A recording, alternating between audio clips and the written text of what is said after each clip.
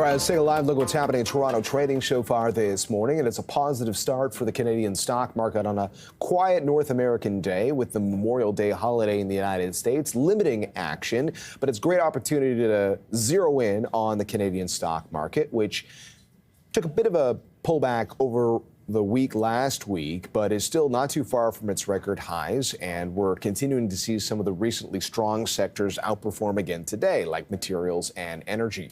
Joining us with more on the markets is Martin Pelletier. He's Senior Portfolio Manager at Trivest Wealth at Wellington-Altus Private Counsel. Martin, thanks as always. Good to see you for on a sleepier day for the market, but it hasn't been a sleepy run up here for the Canadian stock market. What's been your assessment of what's happening with the equity world here in Canada?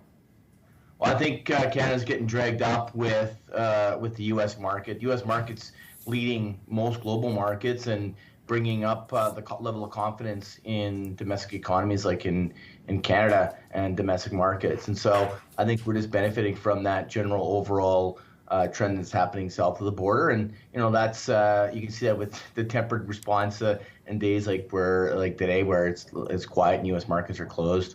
Yeah, and I guess at the end of the day, it's a good chance to slice and dice and remind our audience that as weightings go, sometimes so go the markets. And the U.S. market, for better or for worse, has that huge component that is tied to technology. Our market has some individual tech stocks that have had huge rallies, but it's less influential in the overall market because we've got sectors like materials and energy that carry a bigger weighting.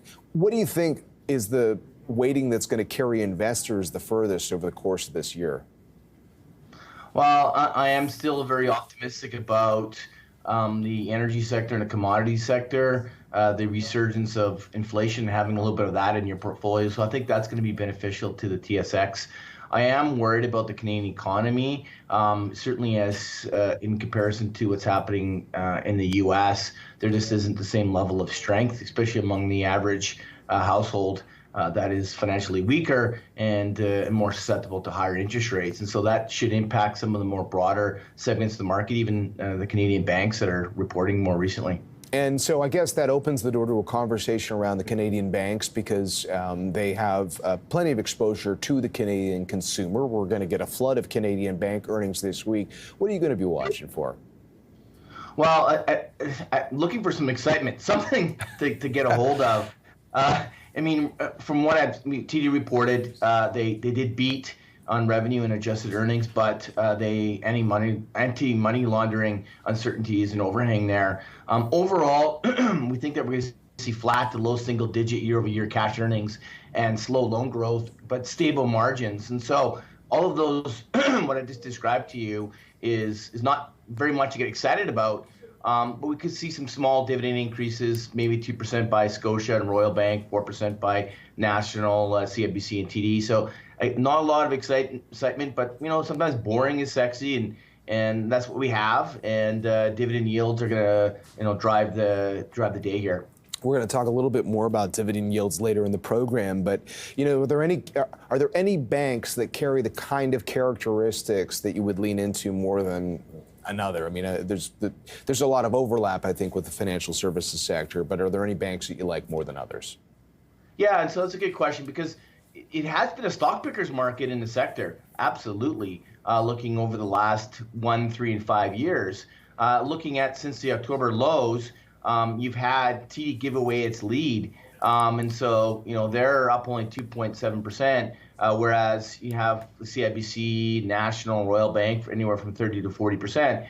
And so, there's been sort of an equalization there on more along the lines of recent results. We don't own any of the individual names. We've reduced them in such that we're playing them through structured notes instead for a number of different reasons, especially around risk. But there's definitely, you can see the divergence in the dividend yields, and so you got Scotiabank at the highest at 6.5%, and National Bank at lowest at 3.7%. Getting a little bit of a higher yield is probably be worth looking at. Like Scotiabank and CIBC and TD have the higher yields attached to them, so you're getting paid for the level of risk associated there. TD is there certainly is something south of the border that worth keeping an eye on. But on the whole, you are being rewarded or being paid accordingly for the risk. And then I guess just to compare the equity opportunities with other opportunities in the marketplace, last week we spoke with American strategist Ed Clissold, who was noting the percentage of S&P 500 companies that sport dividend yields that are greater than the 10-year Treasury has come down quite a bit over the last few years as the what you can get paid in the bond market has improved. So how do you decide on where to allocate market between asset classes right now? You got half hour talking about this. I mean that's a great question. And let's roll up our sleeves and get to work here. I think the starting point is will 10-year yields come back down again, and how low will they go?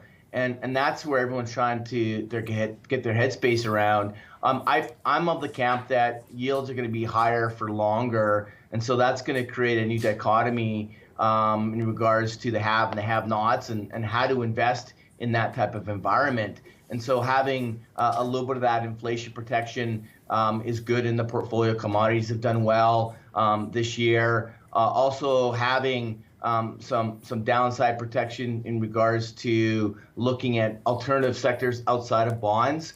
There are a number of different types of alternative strategies that you can look at. Structured outcome ETFs, for example. Covered calls have been really popular. We like structured notes as a fixed income replacement.